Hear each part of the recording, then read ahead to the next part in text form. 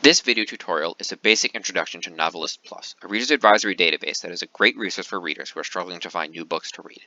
It is also useful for readers who have recently really enjoyed a book and are trying to find a book that is similar to that one. You'll need a Westport library card number to use this database, but once you have that number, you can access this database from anywhere.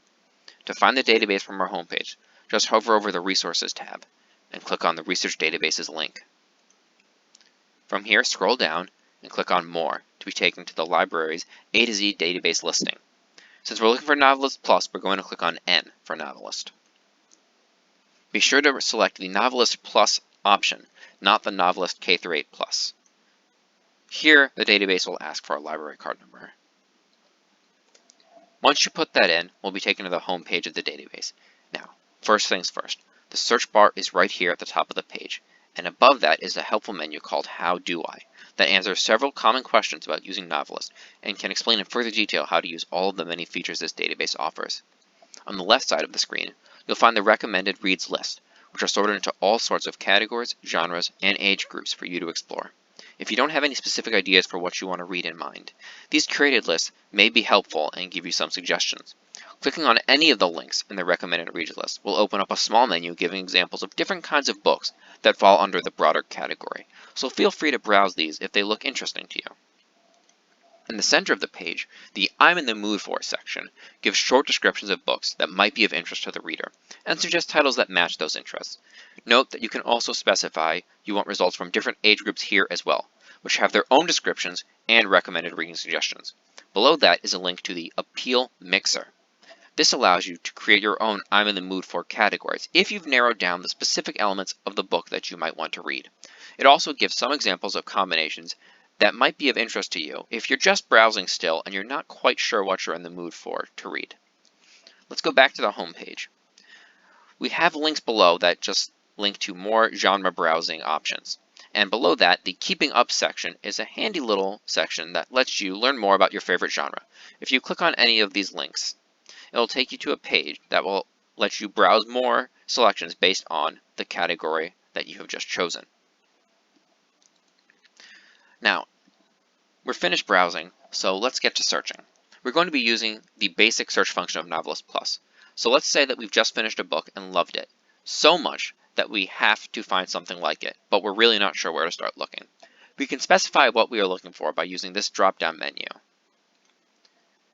But since in this case we know the book's title, we can use the keyword to just see what the results page will look like. So I'm going to type in Where the Crawdads Sing.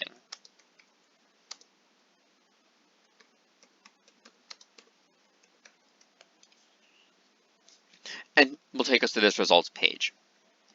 So you can see that there are limiters on the side here, but because we know the book we're looking for, we don't really need to use them right now. So let's click on the result.